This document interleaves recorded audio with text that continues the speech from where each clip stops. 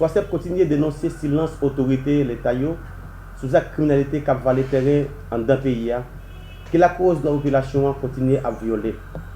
En pile monde dans la population civile là continue à quitter la caillou pour protéger tête contre attaque gang qui regroupe coalition criminelle vivant ensemble là, qui continue à prendre territoire en bas dégringer autorité d'État. Soit c'est profiter critiquer tout comportement complaisant qui marié à incapacité en même temps insouciance et méchanceté conseil supérieur police nationale là qui pas arriver remplir mission dans garantir sécurité population et puis faire droit monde respecter en dans pays.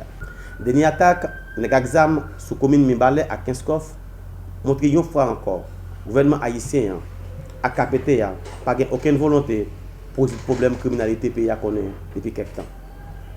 Soit c'est profiter demander côté premier ministre là, ministre justice là, ministre intérieur, secrétaire d'État pour sécurité publique là, directeur général PNH là, avec ministre défense là passé. Si yo là qui plan yo gagner pour population et si yo pas gagné un plan, est-ce que c'est plan pour éliminer population parce que pour réaliser ça qui a passé là, pays a plus fait yo bien au lieu de déranger yo. N'a rappelé expérience sur WhatsApp fait comprendre gain des qualités bandits qui a fait beaucoup dans la population. C'est bandits à cravate et bandits à sapat. Bandits à cravate c'est ça qui gagne là-dedans quelques gros autorités dans l'état, un groupe politicien qui m'a connaît à quelques gros acteurs dans le secteur privé et puis quelques membres de la société civile là. Mais bandits qui plus fragile là, c'est bandits à cravate. C'est bandits à cravate qui planifient toute attaque population a subi dans le pays. C'est eux tout qui décident sauver moun. C'est eux qui décident qui est pour moun mourir, qui zone et qui ville qui doit transformer en territoire perdu. Si toutefois la police t'a voulu résoudre le problème de criminalité, tout bon vrai, c'est bandits à cravate pour commencer à attaquer. L'en considéré comportement bois croisé directeur départemental police centrale est affiché. Dans le moment bandit exam t'a pris mes balais, nous réaliser même monde qui dans l'état qui est là pour protéger la population. C'est même moun sa yo qui a planifié la mort, n'a fait complot avec bandits pour satisfaire caprice quelques membres de la communauté internationale là avec le secteur privé. C'est comme si CSPN a une prime sous tête chaque monde bandit assassiné. Soit c'est a demandé président KPT économiste Fridjean qui ça l'a réglé dans poste là. Comme économiste, est-ce qu'elle pas ouais qui conséquences action criminelle yo gagné sur l'économie pays? Est-ce qu'elle pas ouais insécurité à la population dans plus la vie chère avec chômage? Qui ça le compte faire pour freiner le problème de criminalité? Économiste Fridjean, comme président KPT, côté toute belle promesse ou de qu'on fait, leur dans tête à Commandana. Côté toujours promettre poser ça qui fait là dans moins de 2 semaines. Je dis à peuple la réaliser parole yo pas marié avec action et les river comprendre ou c'est un plus gros ennemi. Qui ça va faire pour laver l'image devant la société? Si ce pas un travail pour satisfaire caprice, un petit groupe blanc, ou pensez qu'il a fait transition malachon, ça dirait, depuis longtemps, sans pas jamais gagner élection, qui arrive organiser en dans le pays. Au lieu de CSPN dans Chita pour jouer une formule, pour résoudre le problème de criminalité, qui va le terrain en dans le pays, qui la cause en pile monde dans la population civile, là, continue à tomber en babal, les exam, les plutôt à alimenter le conflit, côté ni Premier ministre, ni ministre de Justice, là, ni ministre intérieur, ni ministre défense, là, ni directeur général PNH, là, il y en a codé, l'autre a décodé. Moun kap mouyo pas dit ni CSPN ni KPTA rien. Il va la vie population pièce importance. Soit c'est profiter pour demander même CSPN qui sentiment yo même comme autorité y a vivre comme un gang coalition vivre ensemble là dans un cortège qui gagne plus passer 10 machines tout terrain prend route nationale numéro 3 aller mi balai et retourner sans yo épingle pas piquer yo alors que nous-mêmes qui représentons l'État nous sommes capables. Ils sont pour juger nous. Je dis encore, même coalition ensemble, sorti dans la base, ils ont rentré mes balais avec conteneur 40 pieds, il y a le pied, toute sa population a gagné. Sujet police nationale là. Finalement, Haïti est un couillon avion qui a volé sans pilote et qui n'a pas gagné aucune destination, malgré la présence de soi-disant CSPN ak yon KPT. Même si un pile monde reconnaît, il y a plusieurs membres dans KPT qui parlent en réalité à même gens ak un pilote, mais silence fait paraître comme gros complice devant calamité population.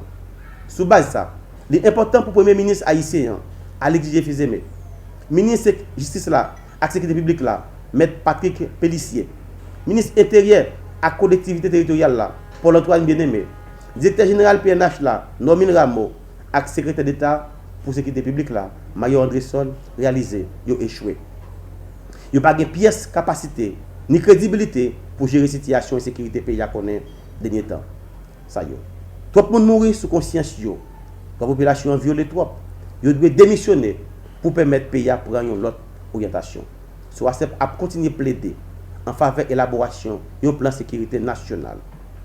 Cap impliquer participation de bons techniciens, qualifiés tant que psychologues, sociologues, anthropologues, criminologues. N'a pas rappelé, soit c'est une institution qui n'a pas d'objectif à l'argent, mais qui baille tête li, mission, travaille dans l'étude des crimes, chercher raison qui fait des criminalités comme ça dans le pays, faire prévention contre la criminalité et puis contribuer pour réduire la criminalité dans le pays. Merci. RAMSA, c'est une organisation qui gagne un volet bien spécifique qui défend le droit de Madassar. Moi, l'homme joindre Madame Justine, c'était permettre que le film dit mais qui ça RAMSA, moi je suis avec elle, me dit que tant qu'avocat mais qui soutient moi-même capoté en de RAMSA ou du moins que on sait en plus en de RAMSA. Et ceci 22 janvier et dans l'inauguration, moi j'étais maître de cérémonie et puis après moi installé comme responsable cabinet et en de RAMSA et m'a fait office tout de administrateur RAMSA. Maintenant RAMSA a avancé et première anomalie que je c'est parce que je dit Madame Jean-Louis et RAMSA et li pa yon organisation encore RAMSA li gen yon administration, OK, gon façon pour administration à camper et pour permettre que RAMSA capable de faire force que nous-mêmes n'a cherché. Et bon, ça tel motive li même c'est permettre qu'on a jeune garçon jeune femme entre guillemets soi-disant dit la défendre droit monde et puis lui-même la violer droit monde en l'autre gens et fondal jeune garçon et à jeune femme vient travail et Dieu il a fait bénévolat. Bon, c'était le premier problème que je gagne avec lui, me dire que nous pas qu'à rentrer dans la dynamique ça et faut gagner un budget et pour permettre que nous fassions ça fonctionner et comme nous avons des partenaires et dans l'ONU Femmes nous avons la BRH, nous avons l'ambassade de Taïwan et me dit que on garde dans le budget que nous avons ventilé pour permettre que nous soyons capables de répondre avec des hydratats que nous gagnons et en dehors de maintenant, c'est pas ça qui motive lui, même c'est un bagage qui fait pour moi à titre personnel et moi-même je pense que l'objectif là c'est de permettre que nous défendre le droit de Madassar comme il se doit, c'est ça que je comprends et c'est ça que fait moi-même je mettais toute force moi et non moins et dans la question de RAMSA. RAMSA, et moi je crois que l'il pas pour Jocelyne, gens que Madame Jocelyne comprenne bien. Et RAMSA c'est une entité nationale et RAMSA gagne comme l'État qui a investi là-dedans, RAMSA gagne comme ONG qui a investi là-dedans, qui c'est comme côté que l'autre ONG c'est même comme ça, nous-mêmes nous repayons encore et d'une autre façon. C'est-à-dire que l'étape difficile pour moi aujourd'hui à quitter ça, Jean-Madame Jocelyne voulait faire là. D'ailleurs, et son madame qui a un caractère que et pas qui qualificatif que nous avons. D'ailleurs, elle vient dans la Radio Caraïbe, elle fait connaître que et pas responsable de comme ça. Et c'est ça que fait moi et étant que journaliste professionnel, moi viens avec des preuves, montrer des photos et côté que et dans tout événement qu'a fait dans ça, automatiquement Madame Jean-Louis fin parler, c'est moi parler après, ou du moins parfois me parler avant. C'est dire et figure de proie c'était moi et Madame Jocelyne. Maintenant puisque lui-même il sorti pour le faire comme ça et une affaire personnelle, ce que moi pas d'accord et moi dire que halte là nous pas qu'à faire payer à ça et moi pas qu'à associer avec vous côté que on dal machin jodi et moi me subis tout et en de quartier qui par contre à qui c'est pour adresser qui quitte quartier et qui fait 30 ans 40 ans et au plus 50 ans qui a bâti un petit caille jodi a bandit 100 fois ni loi prend espace mondial y aller héberger et dans des camps de fortune au lieu nous-mêmes étant que responsable de ça nous t'a aller et vers moun sa yo et pour tes support que nous-mêmes nous capable bailler et puis c'est et arranger n'a pas arranger n'a fait beurre sur yo moi-même pas associé dans ça dans remis chèque là moi m'étais là et m'étais pris la parole et m'étais dit que et avec toute Madassara yo et cap suivre et dans question remis chèque là que moi j'ai une responsabilité morale dans question chèque que yo remettre là là pour me permettre que chèque là li aller et dans le bon sens et gens que doit distribuer. Et mon cher Amon, notamment, tu as pas un problème entre Madame Jocelyne lui avec un certain de une dame qui a une organisation que les Namsap. Il était dit que dame ça met machine derrière les autres, les sentir dans l'insécurité. Et c'est le me dit que li obligé pour 5 moun, mon frère qui vient avec 5 moun et pour sécuriser, elle me dit non, qu'est-ce que ça veut dire? Et sous le senti pour dans l'insécurité, ou chita avec moi, m'a écrit directeur général de police là pour nous garder qui ça va là. Est-ce que le cas permettre que nous un policier ou un policier s'il le faut, t'as qu'à ensemble avec vous. On dit comment t'as compris nous défendre Madassara, moun qui vient de marché, moun qui sous deux camions et puis qu'on y a pour t'arriver sous t'arriver dans marché pour marcher d'avoir 5 policiers dans 2 heures va dire les ça. On dit non, ça n'a aucun sens.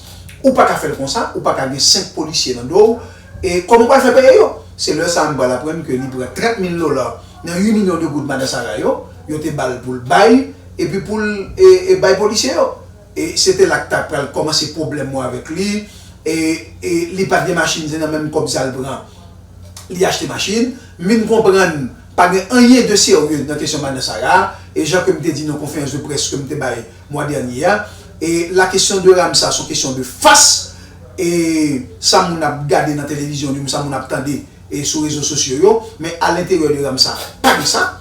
Et c'est ça que fait moi-même, je prends responsabilité avec demain.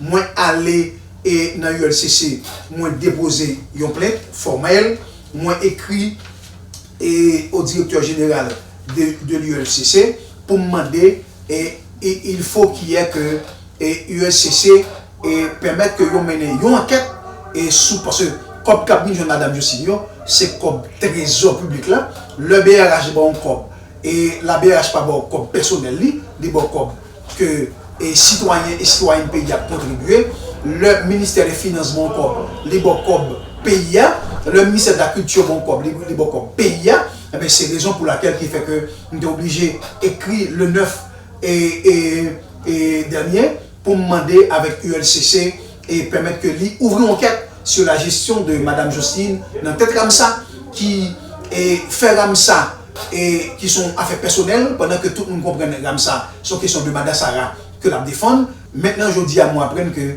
lui allait signer un pacte avec Madame Jean-Louis, même dit Ramsa parce que tout ça fait c'est avec Madame Jocelyne que fait pour yo bail Madame Jocelyne l'argent encore. Et moi qui ça m'a dit que et je pensais que c'en est trop. Monsieur, nous ne pas capable de faire payer à ça.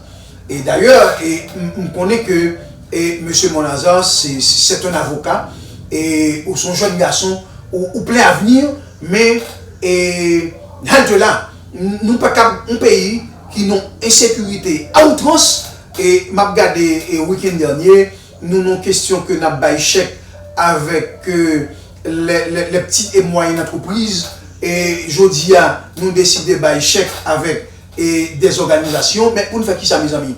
Un pays, nos questions de sécurité, et qui ou pensez que pour le déplacer, qui pour le prêter un cob, nos petites et moyennes entreprises pour faire business, sans que par sécurité dans nos pays. Comment on ne peut pas faire investir comme ça? Monsieur, ça fait comprendre que, comme ça, on sont sorte des ceinturons, et que comme l'a fait, nous connaissons que ouvertement que nous montrer nos bails, soit petites et moyennes entreprises, ou du moins ce que et Jean-Claude fait aujourd'hui avec Madame Jocelyne Jean-Louis, nous dit que nous signons partenariat avec elle pour nous donner l'argent et puis l'argent va le rejoindre nous, on y a faut nous dire l'argent que lié pour tout le monde comprendre à qui est-ce qu'on a fait et pour les gens qui soi-disant dans Sarayo qui dans tout marché aujourd'hui qui dans les camps d'hébergement qui besoin retourner dans les quartiers respectifs qui pas capable eh bien monsieur je pense que nous pas capable faire payer à ça au lieu que nous avons fait ça pour nous dire et des organisations ou du moins que petites et moyennes entreprises pour que ça ne va pas prendre comme ça nous pas insérer dans la police là avec l'armée d'Haïti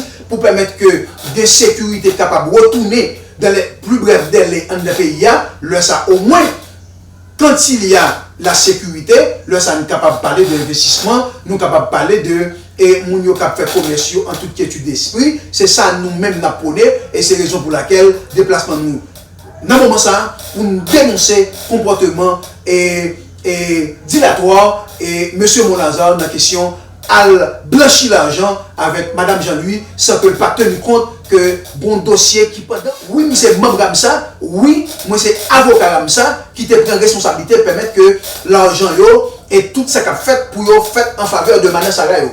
Maintenant puisque moi estimé que Mme Jocelyne Jean-Louis lui fait comme ça et ils ont affaire personnelle côté que soit aller dans bureau là ou après ces familles et qui est hébergé dans le bureau et pour respect pour le public là a dit bêtises tout le temps et dans l'hôpital en face là sous ta aller ou font et on micro trottoir il a dit oui là ça vient déranger zone là parce que zone là sont zone résidentielle vient déranger zone là que le plus danger parce que c'est chaque jour des décisions qu'a fait en dedans OK ce que moi tout en moi m'a dénoncé bon est-ce que qu'a fait payer ça côté que me dit je dis pour on ministre qui a dit pour déplacer et moi j'ai regardé nos vidéos tout à l'heure tu as eu un membre CPT autour qui déplacé pour aller bailler madame dans quorum et dans question à blanchir l'argent dans le pays tout à fait et on a regardé insécurité ça que le fait dans le pays gondal monde mieux balai tout pays net par contre à qui c'est plus agressé moi même c'est ça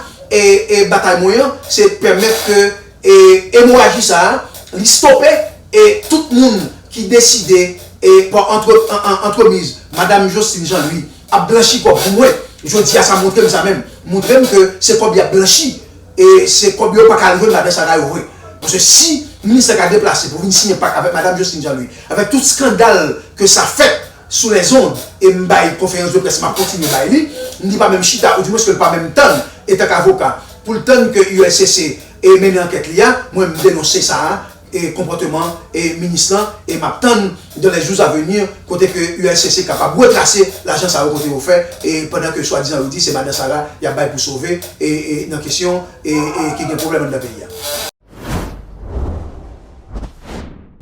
C'est avec un profond sens responsabilité, sens engagement, et sens patriotique, nous prenons la parole matin dans l'occasion conférence pour la presse.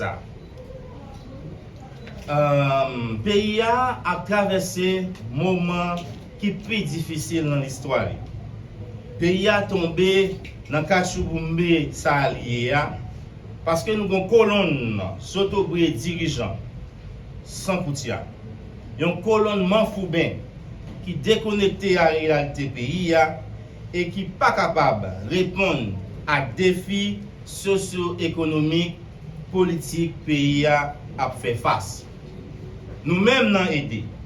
C'est héritage et valeurs ancêtres nous qui a guidé l'action. Valeurs c'est résistance, résilience pour délivrance. Dans ce sens-là, je passe la parole à camarade Simonville, qui est secrétaire départemental Ouest 1, qui va porter parole résistance pour délivrance. Merci. La presse. Samedi 1er mars qui se passe là, parti politique aidé, te sonne bien fort l'ambi mobilisation. Plusieurs milliers de compatriotes, membres et sympathisants parti aidé, te répondent présents pour venir manifester contre l'insécurité, la misère, grand goût et échec pouvoir transition. C'était la première grosse mobilisation qui réussit contre KPT Corompia et gouvernement Mafoubin, Alix Didier Fizemé a dirigé. test, première mobilisation et d'été fait sous Delma, la date 1er mars là, montrer tout le monde lever camper contre insécurité et échec transition c'est possible. Il y a un pile monde qui pas cruel.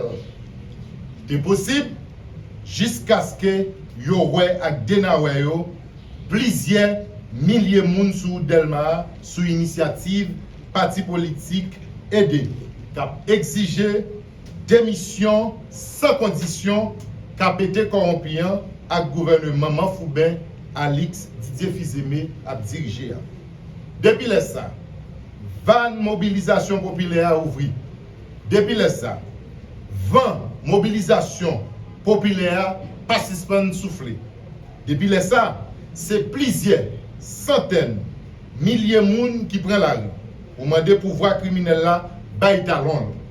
Parti politique aidé, coubel bien bas devant courage, acte, détermination, mélangé avec résilience, peuple voyant canapé vert qui choisit faire résistance face à bandits, tout plumage.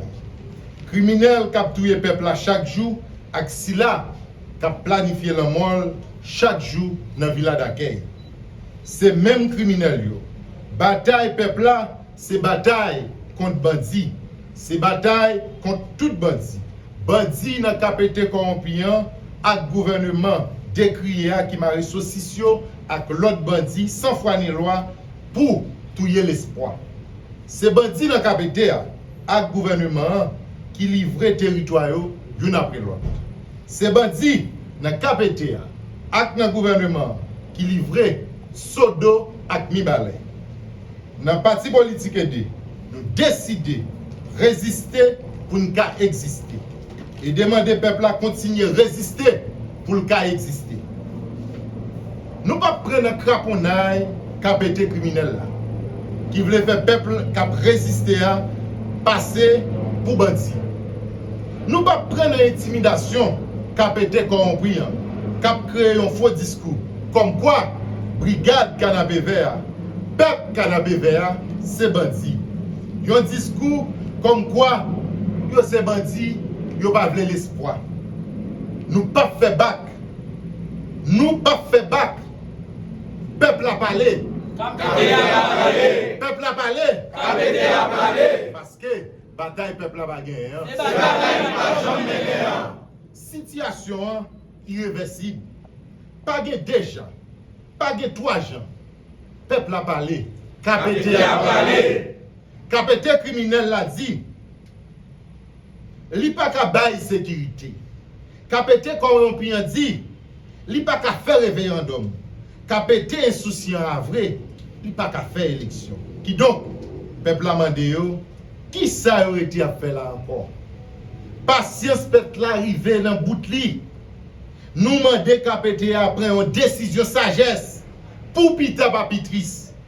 Aider à continuer mobiliser démocratiquement pour forcer Manfoubin qui dans villa d'accueil yo ak dans primati yo bay talon yo. Nous tout connaît causer budget de guerre Capété corrompu à parler c'est une diversion. C'est une façon pour Capété criminel là joindre moyen pour détourner l'argent pour qu'a faire 100 000 yo ak allié yo vinn plus riche sous do peuple là pendant peuple là mourir dans gang. Capété corrompu ça pas qu'à déclarer la guerre avec bandit parce que yo même avec criminel yo c'est dégoudin avec 50 centimes. C'est pas se prendre ma passer chacho. Budget de guerre ça c'est une diversion pour yo capable enrichir tête yo. Mobilisation manche longue pour une capoter Capété. Peuple a parlé. Capété a parlé. Bataille de bagaille. C'est bataille qui va jamais mener. Peuple a parlé. Capété a parlé.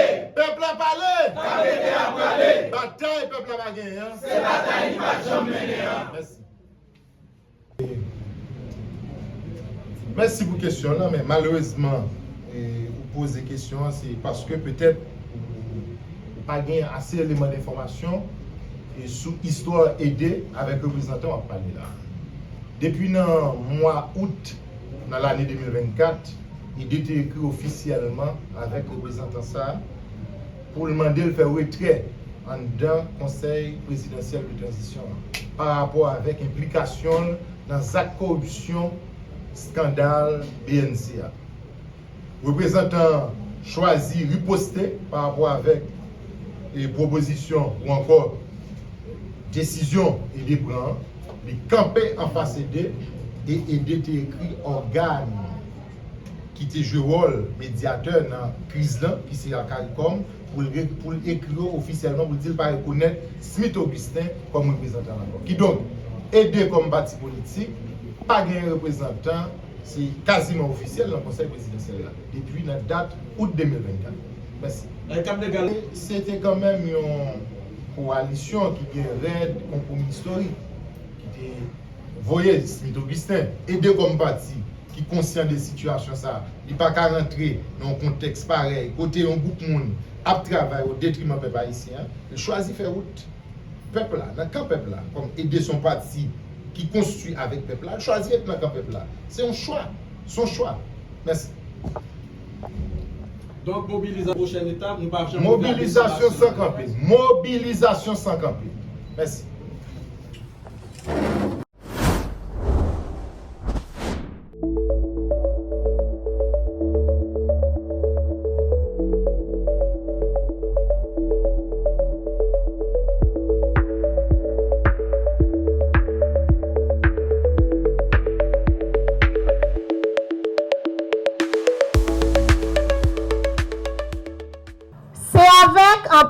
Fierté et reconnaissance, nous prenons la parole aujourd'hui pour nous saluer signature un protocole d'accord historique entre ministère commerce et industrie MCI et Rassemblement Madosara Haïti RAMSA. Nous voulons en premier temps féliciter le Conseil présidentiel transition CPT à tout gouvernement liant pour sali pas seulement symbolique mais qui marque une étape importante dans la bataille pour inclusion économique, justice sociale. Avec renforcement entreprises locales, nous remercions à toutes que nous remercier ministre James Monazar, ministre commerce et industrie pour vision li et ouverture li et volonté li montrer pour accompagner micro entreprise MPME surtout femmes commerçantes yo Madosara yo qui bay marché dans la vie qui nourrit ville nous et puis qui soutenir famille yo chaque jour. Protocole d'accord ça pas seulement un simple papier administratif. C'est un signal clair qui voyait by tout peuple l'État. Li reconnaître li bay valeur et puis li prend engagement pour soutenir travailleurs et travailleuses ça yo qui trop souvent appliqué dans le système là sans protection, sans reconnaissance légale et sans opportunité yo mérité. Avec mesures concrètes, ton coût, réduction 50% sous frais, inscription, organisation, formation, et puis accès à avantages économiques gouvernement mettez sous pied. Partenariat ça ouvert porte pour transformation profond secteur informel là. Nous croyons à tout que nous faisons business yo, vin légal pas droit considéré comme une barrière, mais comme une opportunité pour plus de stabilité, croissance et dignité pour entrepreneurs nous. À travers l'initiative ça, le gouvernement prouve que possible pour nous bâtir pour entre institutions publiques et acteurs souterrains pour créer synergie solide qui servit intérêt tout le monde et puis pour chaque citoyen ait vraie chance pour réussir finalement. Nous saluons à tout respect tout membre Ramsa yo, Madosara yo, pour résistance yo, courage yo, engagement yo chaque jour. C'est pour yo et puis avec yo, nous devons continuer à bâtir une économie qui plus inclusive, plus juste et puis plus solide. C'est pour partenariat ça, vin commencement, yon chimé longue, côté nous mettre tête ensemble, innover ensemble et puis progresser ensemble. Ministre, moi prête voir toute Madame Sarah pour nous dire merci. Jean ou te dit, ou semblez avec nous, ou fait preuve vous pendant 2 fois. Merci.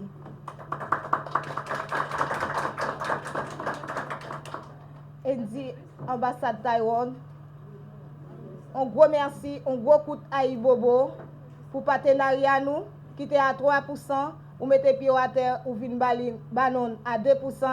Il était seulement pour le département l'Ouest ou Rivel tout Haïti. Mais nous voulons action opposée maintenant.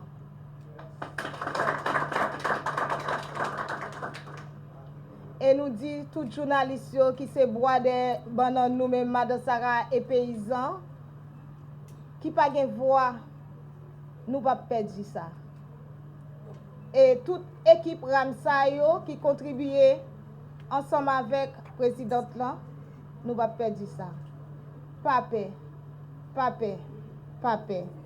N'a dit ensemble avec toutes les amis nous on répète vive Haïti pendant 2 fois.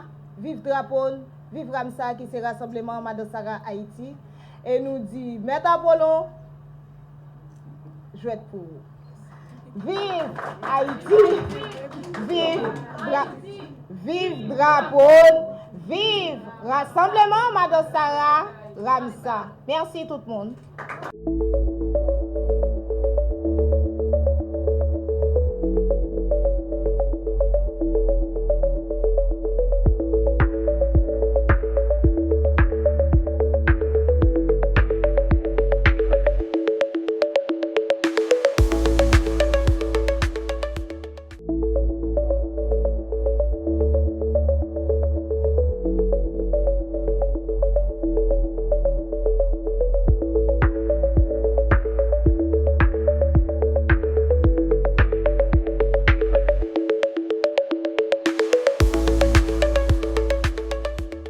On a parlé de secteur économique, secteur ça, Madame Sarah, son secteur qui est toujours marginalisé.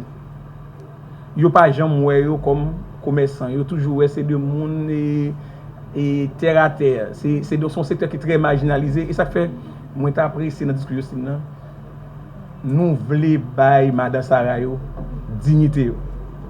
Et côté pour nous commencer bailler Madame Sarah dignité yo, c'est dans formalisation. Parce que c'est sûr que dans la formation, on a fait là, on a parlé de inclusion financière. Inclusion financière là, il a commencé. Si ou pas formalisé, vous pas reconnaître tout, en ben pas qu'une banque, pas qu'une institution financière qui a voulu faire affaire avec vous. Et moi je pense que activité ali fait un moment qui très bon parce que hier le gouvernement fait et approuvé budget rectificatif là. Et en dans budget ça gain un montant yo metté pour entreprise qui victime et puis yo recapitaliser. Donc Madame Sarah yo tombe penser yo même tout comme de monde qui victime yo gen droit avec mais c'est sûr que finance pour dire est-ce qu'on gagne reconnaissance ministère du commerce. 2 est-ce qu'on gagne patente. D'ailleurs gon ti qu'a fait là et moi avec le ministre Alfred pour regarder et comment nous déterminer un prix forfaitaire pour patente là parce que le problème non patente là c'est prix là. On dit Madame Sarah et gonti panier marchandise on dit pour 10 000 gouttes, il y a demandé le patente pour 15 000 gouttes. Elle dit patente là déjà plus que et ça gagne dans fond de commerce là pour le vendre là. Donc il pas fait sens. Donc catégorie ça on va regarder et comment et moi je pense que Madame Sarah fait partie de ça les micro entreprises. Une étude qui fait et sorti la BRH sorti 89% micro-entreprises a évolué dans le secteur informel. Ça veut dire 11% seulement qui formalisé. Donc l'on pas formalisé gon ensemble avantage ou pas ka jeune. Moi rappelez pour le mois de décembre, c'est un programme social que le gouvernement a fait, c'était pour appuyer avec secteur petit business. Mais malheureusement, nous ne pouvons pas faire avec Madame Sarayo parce que Madame Sarayo, en pile là-dedans, pas formalisé. Donc, là, on a parlé de inclusion financière, commencement. Et m'a dit nous, dignité ça nous demande pour que Madame Sarayo désormais ait une reconnaissance ça, pour ne pas payer catégoriser, marginaliser, pour ne pas dire c'est des gens qui parlent, pas formel, ils n'ont pas de droit après, ils n'ont pas de droit associé à cela. Mais faut parole ça, son parole ancien lié, faut parole ça révolu. Et pour le révolu, il faut commencer aujourd'hui et c'est ça que fait Sanbral fait aujourd'hui son bagage historique. Nous voulons rebailler Madame Sarah à travers 10 départements pays ça dignité yo. Et pas besoin de répéter tout le monde qui parle déjà yo. Tout expert qui connaît que matrice économique pays ça, les chita sous dos Madame Sarah. Si Madame Sarah pas porter moun Port-au-Prince pas manger son et pas seulement Port-au-Prince, même dans grand centre urbain yo. Par exemple, je dis à un côté qui grand pile monde qui a là au Cap. Mais si mon nord-ouest et par exemple Saint-Raphaël, l'autre côté qui produit un pile yo, pas sortir d'un côté à marchandise, mettre dans le centre urbain, mais monde qui dans hôtel et capacité pas ka jeune produit pour consommer pour manger. Donc Madame Sarayo sont éléments central liés dans la matrice économique pays. Et donc par exemple quel développement, par exemple quelle relance économique que nous avons fait aujourd'hui sans nous pas considérer secteur ça. Donc c'est pour ça moi-même comme ministre commerce depuis les montées, même avant le directeur général, nous avons travaillé très proche ensemble avec Ramsa. Bien que ça fait déjà lourd parce que l'autre me dit que l'autre pareil, bon moi son ministre là travaille tout le monde, mais une proximité que nous avons avec Ramsa et de travail et nous pas lâcher. Donc je dis à Jean dit la l'historique et pour un paquet l'autre bagages qui peut faire. Par exemple, ministère commerce gagné dans le budget rectificatif ça on projet d'investissement sous appui non ça peut intéresser on t'a parlé ça Pédica déjà c'est et ça nous son programme pour femmes entrepreneurs. Donc son programme que bon volet n'a quitté pour exclusivement Madame Sarayo. Donc mais étape ça n'a pas aujourd'hui pour qu'elle juile demain, faut passer par étape première ça qui c'est formalisation. Deuxièmement, nous avons un programme qu'on a budget investissement nous, c'est sous cordonnerie et couture, son secteur dans le pays que nous oublions que nous abandonné que le ministère commerce voulait rebooster, voulait commencer et nous connaissons Ramsa une structure dedans qui fait formation pour mon question couture. Et donc nous allons comment nous avons un appui dans ne serait-ce que dans l'achat matériel, nous permettre que nous avons un support soutenu pour Kembe avec question et couture là. Et moi pile belle carabine là, belle bagaille c'est regardez Jocelyne, regardez Jean Belle donc ça il faut nous continuer et mettre accent sur à travers programme ça, le programme que le ministère finance gagne tout. Donc tout ça pour Madame Sarah jouir pour intégrer parce que BRH tout plein programme qui pour accompagner et micro entreprises mais première phase pour yo ka jouir de avantage ça yo c'est ça jodi on a signé un protocole d'accord ça qui va permettre que rapidement une fois que la réunion ça a fini là et moi viens avec moi Maître Charles qui c'est instigateur tout ça nous fait jodi c'est lui qui directeur affaires juridiques ministère commerce donc c'est plus bon monde dans nous là jodi donc tout ça qui va faire après c'est lui qui va le faire donc et m'a suggéré après ça pour avec Jocelyne désigner deux monde là qui pourraient être en contact avec elle et puis pour que rapidement et nous formaliser le plus que nous capable toute entreprise Madame Sarayo qui permettre que dans différents programmes à la fois social et à travers l'institution financière que Madame Sarayo pleinement jouit ça doit jouir et m'a prendre parole juste encore pour me terminer pour que nous bailler Madame Sarayo dignité. Merci tout le monde.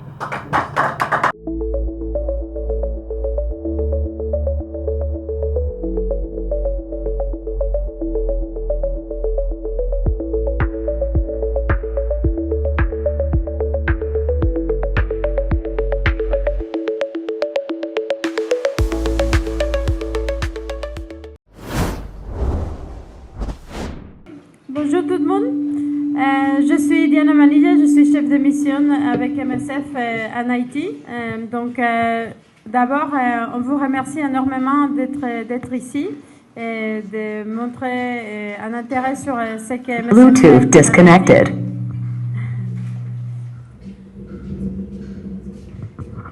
Bluetooth connected. Alors oui, on vous remercie d'être ici. Ce que nous voulons faire aujourd'hui, c'est vous expliquer d'abord les défis et aussi ce que nous faisons toujours en Haïti. Donc nous avons différentes activités dans différentes parties de la ville et on va vous donner aussi quelques données. Mais bon, d'abord, je pense que c'est important de clarifier que MSF est en Haïti depuis plus de 30 ans. Et nous savons être ici au cours des réponses aux catastrophes naturelles, et notamment les tremblements de terre de 2010, celui de 2021, l'épidémie de choléra. Donc, nous avons un engagement avec la population haïtienne. Mais le contexte sécuritaire pose énormément de difficultés. Donc, ça, c'est un point qu'on veut souligner aujourd'hui. Nous sommes dans différentes parties de la ville. Notre objectif, c'est de donner des soins aux personnes qui n'ont pas accès aux soins ou bien qui ont un accès limité aux soins. Et c'est ça que nous avons fait depuis plus de 30 ans et c'est ce que nous essayons de continuer à faire aujourd'hui. Donc, juste comme rappel, nous avons un projet à Drouillard, dans la commune de Cité-Soleil. Nous avons aussi un projet à Tabar. Nous avons aussi des cliniques mobiles dans la zone de Bas-Delma et Bas-Bel-Air. Nous avons une clinique de prise en charge pour survivants de violences sexuelles qui est à Delma 33. Et nous avions deux projets que mon collègue Benoît va plus vous expliquer au niveau des Tourgeaux et des Carrefours. Je vais passer la parole à mes collègues aussi pour qu'ils fassent une introduction. Merci. Et donc, pour compléter ce que tu disais, Diana, nous avons également une maternité à Port-à-Piment. Donc, ma collègue, elle gère les programmes qui sont sur, on va dire, la zone centre de Port-au-Prince. Moi, je gère les projets qui sont sur, on va dire, le côté ouest et le sud du pays. Et mon collègue Moumouza gère, lui, les projets de Tabar et donc de Cité-Soleil qui sont plus au nord. Et donc, nos trois centres opérationnels gèrent chacun une zone particulière et des activités précises qui sont les unes des autres extrêmement complémentaires. Est-ce que tu souhaites, Moumouza, dire quelque chose ? Et par rapport à nos activités, on a MSF Tabar. L'hôpital de Tabar, c'est un hôpital qui reçoit les grands brûlés, c'est-à-dire les cas d'accident de brûlure. Et aussi, on reçoit les cas de traumatismes graves, notamment les accidents de voies routières. On a les plaies par balle, et les cas poignardés, les chutes. Et tous les cas de traumatisme sont acceptés à l'hôpital Tabar. Tandis qu'on a un autre hôpital au niveau de Drouillard, à Cité-Soleil, où c'est un hôpital général qui reçoit toute maladie et on essaie de faire la stabilisation. On a une capacité d'hospitalisation des cas aussi qui nécessitent d'être suivis. Et les cas compliqués qui nécessitent des soins spécialisés sont référés vers des autres hôpitaux avec lesquels on collabore. Et au niveau des Cités-Soleil, on fait aussi la prise en charge des victimes de viols. Et c'est ça, les gros paquets en général. Merci.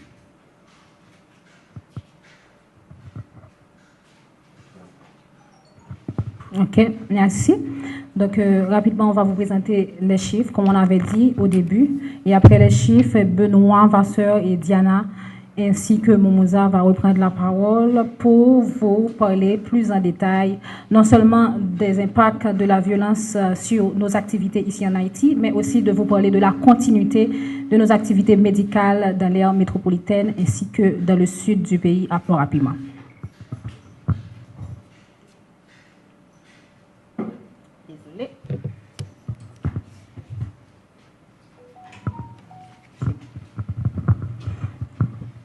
OK? Donc, comme je l'avais mentionné dès le début, donc on a quelques chiffres clés pour vous présenter ce matin, de vous donner une idée des activités ou du moins des impacts de nos opérations dans certaines zones. Donc, en 2024, on a eu 72 812 consultations médicales offertes. On a fait aussi des consultations via les cliniques mobiles réalisées. Donc, c'est 26 208. On a fait des opérations chirurgicales, 7 478 pour des cas urgents. Donc, c'était 31 554. Et des patients brûlés traités à Tabar, mais aussi à Carrefour. Donc, c'était 987 sur l'année. Et pour des victimes de traumatistes, donc c'était 8 522.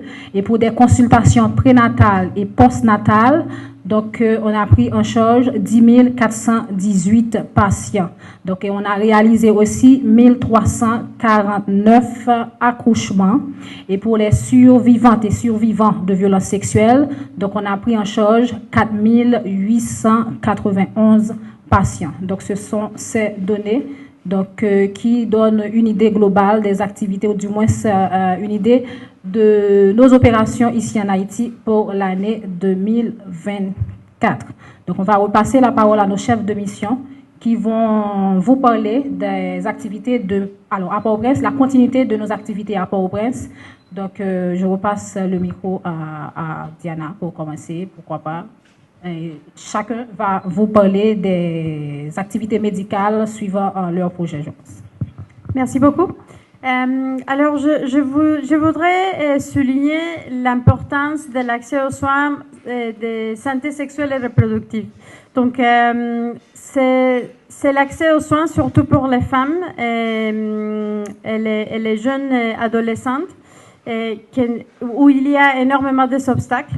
Donc, vu ces obstacles, nous avons mis en place un projet qui fait des cliniques mobiles dans des zones défavorisées de la ville, notamment Bel-Air et Bas-Bel-Air, où il n'y a pas des autres structures sanitaires publiques ou bien privées qui fonctionnent.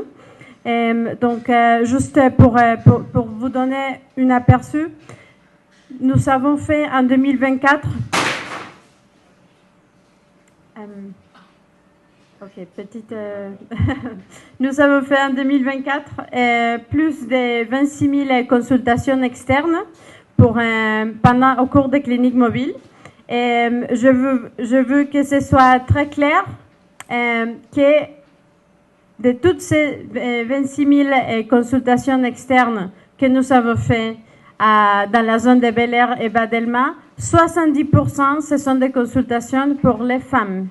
Et la plupart, ce sont des consultations pour la contraception ou bien des consultations prénatales.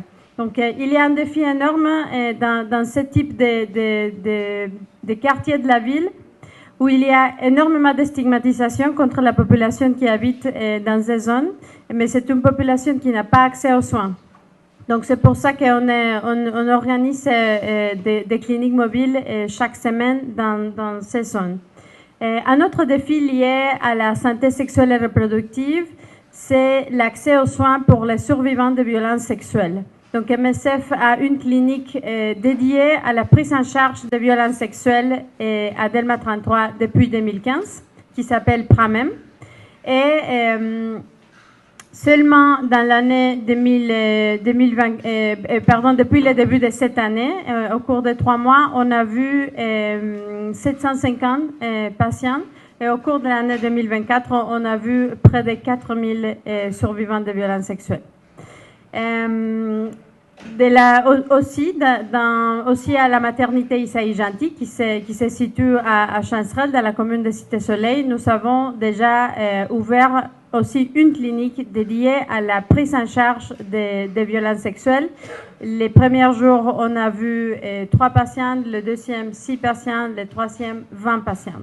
Donc, il y a un besoin énorme par rapport à ce type de soins. Et nous faisons une prise en charge médicale, psychologique, et aussi on a une équipe de travailleurs sociaux qui nous aide à référer les patients pour les services que MSF ne peut pas assurer.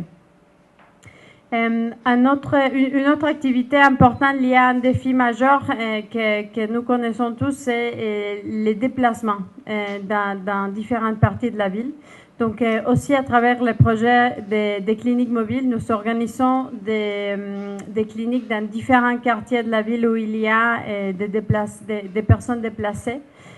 Donc au cours de cette année, par exemple, nous avons fait une intervention à Delma 31, surtout pour augmenter l'accès à l'eau potable, que c'est toujours un défi très important.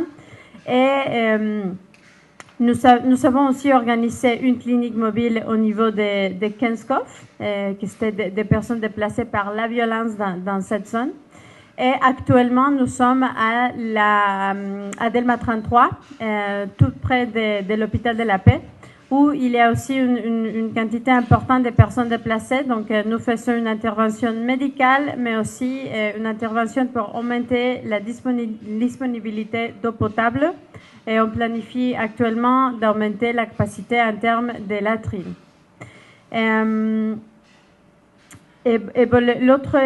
L'autre projet aussi lié aux besoins de santé sexuelle et reproductive, c'est la réhabilitation de l'hôpital de la maternité Isaïe Gentil. Donc c'est un hôpital universitaire très important qui a cessé de fonctionner en février 2024. Donc on a commencé les travaux de réhabilitation depuis l'année dernière. Les travaux continuent et actuellement les services commencent à reprendre.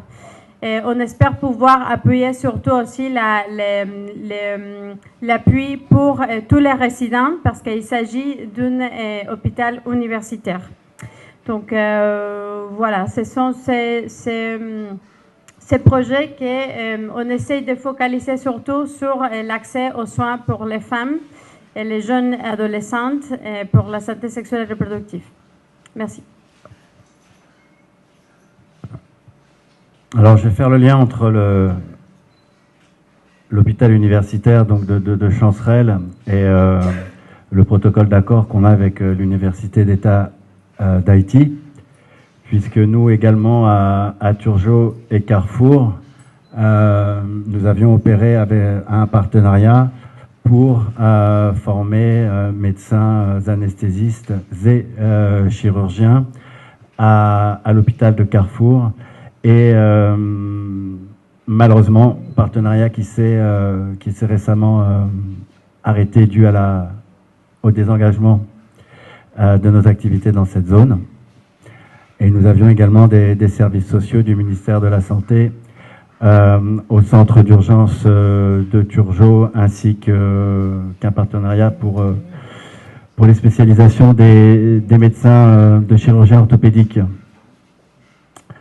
Donc mon collègue Moumouza et moi-même gérons chacun un centre d'urgence et chacun un hôpital traumatologique. L'hôpital traumatologique de Tabar ayant la particularité d'avoir en plus une spécialisation pour les grands brûlés, et c'est la seule structure de la zone métropolitaine de Port-au-Prince qui peut se permettre cette technicité. Vous le savez, tout comme moi, l'hôpital de Mirebalais vient de cesser ses activités suite aux événements sécuritaires qui ont sévi très récemment dans cette zone. Et c'est une charge supplémentaire pour nos services à Tabar, qui, que ce soit en spécialisation pour les grands brûlés ou en unité traumatologique, sont aujourd'hui complètement saturés. Je ne sais pas si tu veux développer là-dessus, Moumouza, parce qu'il me semble que c'est un des plus grands défis auxquels Tabar fait face aujourd'hui. Merci pour la parole. En tout cas, je confirme qu'aujourd'hui, l'hôpital de Tabar est débordé. Et c'est un hôpital initialement conçu pour 75 lits. Et ce matin, on a une centaine de malades qui sont dans cet hôpital. On a dû augmenter d'autres lits et dans des zones qui n'étaient pas dédiées pour servir d'hospitalisation. C'est un vrai problème parce que la plupart d'hôpitaux qui prenaient ce type de malades au fermé, et d'autres aussi qui fonctionnent à moitié n'acceptent plus de prendre ce type de malades parce que c'est des soins qui coûtent cher et les hôpitaux n'ont pas de moyens d'approvisionnement en médicaments et les hôpitaux n'ont pas du personnel. Et du coup, la plupart des malades viennent directement à l'hôpital de Tabar et la capacité est dépassée en ces jours. Et aujourd'hui, on est en train de réfléchir quelle stratégie on va mettre en place parce que nous aussi, on va se retrouver peut-être à rupture des médicaments dans les jours à venir. Comment faire venir des médicaments à Port-au-Prince, c'est un grand problème. Comme vous le savez, la voie terrestre est fermée pour faire venir les médicaments via la République dominicaine. Et la voie aérienne n'est pas toujours certaine et la voie maritime n'est pas sans risque. Donc, c'est triste pour nous que les hôpitaux qui collaboraient avec nous, l'hôpital général est fermé, l'hôpital de Mirbalais est fermé, l'hôpital de la Paix s'attirait aussi des malades. Ils ont beaucoup de malades et c'est parmi les inquiétudes et les difficultés qu'on a à ces jours. Oui, des difficultés qu'on a en ce jour et bon, qui datent pas d'hier, hein, mais on a depuis les événements de 2023, 60% des hôpitaux de la capitale qui sont fermés, pardon, de la capitale de la zone métropolitaine, et de jour en jour, de plus en plus d'hôpitaux qui avaient encore une certaine fonctionnalité, qui deviennent de plus en plus dysfonctionnels. Et ça, c'est en termes de personnel et c'est aussi en termes d'approvisionnement avec des défis auxquels nous faisons face à MSF, mais auxquels également tous les hôpitaux du pays font face. Et ça devient de plus en plus difficile. Et bien évidemment, ceci égard aux conditions sécuritaires qui ne cessent de se détériorer dans la zone. Et ça, c'est vraiment l'un des défis majeurs auxquels nous faisons face. Vous n'êtes pas sans savoir que nous avons récemment, donc le 8 mars, annoncé notre désengagement du centre d'urgence de Turgeot et de l'hôpital traumatologique de Carrefour.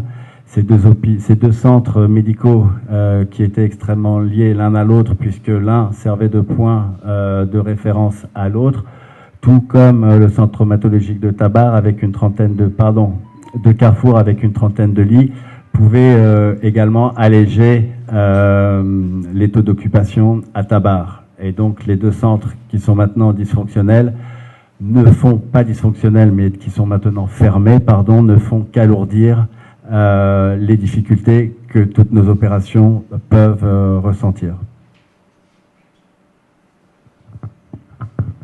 Si on peut parler d'autres défis, d'autres difficultés qu'on rencontre, signalons qu'en Haïti, on a autour de 3000 staffs haïtiens qui travaillent pour nos activités. Pour parler par exemple de Tabar, on a plus de 500 staffs haïtiens qui travaillent pour nous uniquement à l'hôpital de Tabar. C'est un shift journalier, un changement de beaucoup de staffs qui doivent faire des mouvements. Et de plus en plus, on voit des difficultés pour les personnels pour se déplacer et quitter leur domicile, aller au lieu de travail, c'est un problème. Quitter le lieu de travail, aller à la maison, c'est un problème. Et c'est vraiment des difficultés qu'on rencontre. On a pas mal de staff qui aujourd'hui ont abandonné leur maison et qui se retrouvent dans d'autres quartiers parce que leur quartier fait objet de violences. Donc déjà, ils ont des difficultés en famille et pour aller au travail, c'est un problème. Et c'est des conditions sur les voies routières. C'est pareil pour l'équipe qui travaille à Cité Soleil. Arriver à Cité Soleil, il faut réfléchir 3 fois, il faut se poser des questions. Comment on peut arriver sur les lieux de travail, alors que l'équipe qui est là se retrouve parfois bloquée et ne peut pas quitter le travail parce que les autres ne sont pas arrivés. On les oblige parfois de rester 2-3 jours, et rester sur place pour la continuité des malades. C'est des difficultés énormes. Et heureusement, je salue le courage des Haïtiens Et il faut une résistance, résilience incroyable. 3 ans que je viens de passer en Haïti, je pense que c'est un courage exceptionnel qui nous permet encore de tenir malgré les conditions difficiles. Oui, tout à fait, Moumouza. Et juste souligner que ça ne fait aussi qu'augmenter la lourdeur des processus logistiques qu'on doit mettre en place, que ce soit pour l'organisation de navettes, comme pour l'organisation de lieux d'hébergement pour tous nos personnels, soit qui ne peuvent pas rentrer chez eux, égard à la situation sécuritaire dans leur zone, ou soit qui ont été déplacés suite aux exactions des gangs. Ok, donc vous avez bien écouté l'exposé que nos 3 chefs de mission ont fait, non seulement sur la continuité de nos activités à Port-au-Prince, mais aussi sur les défis auxquels l'organisation fait face en ce moment. Donc, je pense que là, on va recevoir les questions. Donc, si il y a un nous qui voulait poser question, nous avons toujours posé en créole. Diana parle créole, en grâce. Je pense que Mox est capable de servir nous d'interprète pour capable vraiment poser questions que nous voulons poser. Donc, déjà, merci beaucoup. Nous déjà gagné une question. On a présenté, on a posé question, pas oublier, non, nous, médias que nous venons représenter.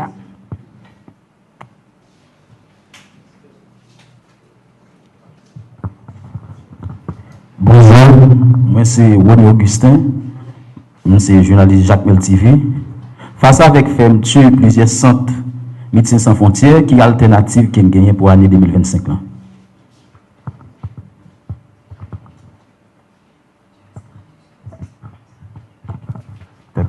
Bon, je pense qu'il y a les mots-clés créoles et français dans la question, vous comprenez un petit peu face à la fermeture. Et quelle est votre alternative pour cette année?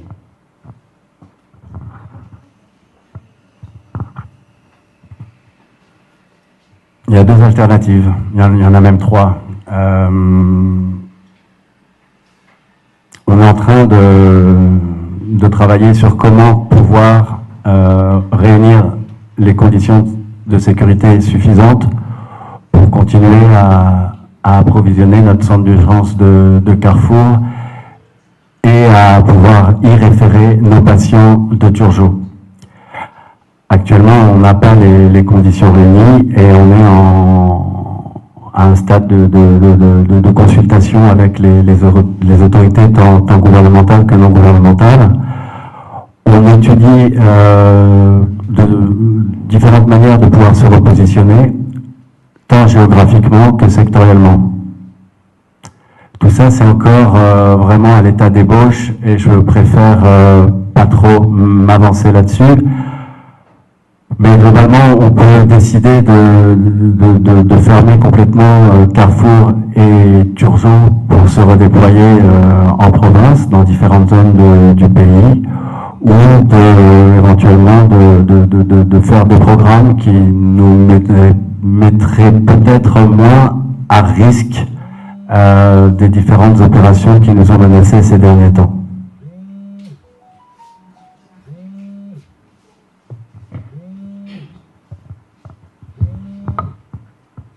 J'ai bien répondu à votre question? Ouais. Bonjour à toutes et à tous, je suis Jonas Sonodigène du journal Le Nouvelliste et de la radio Magique 9.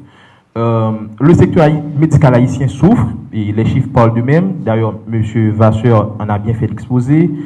Les fermetures annoncées des centres de Turgeot et de Carrefour viennent encore aggraver la situation. Depuis l'annonce de ce désengagement, que ce soit à Carrefour et à Turgeot, y a-t-il eu des contacts de la part des autorités sanitaires haïtiennes avec MSF? Si oui, quelles ont été vos réclamations et quelles ont été leurs promesses? Deuxièmement, quelle est la situation des travailleurs et des travailleuses de ces centres fermés? Et puis, depuis quelque temps, on parle déjà de la résurgence du choléra. Quelle est la situation? Merci. Ok. Pour le choléra, je laisserai mes collègues répondre à ma place. En ce qui concerne le statut de nos employés pour ces 2 centres, les contrats courent encore, les baux courent encore.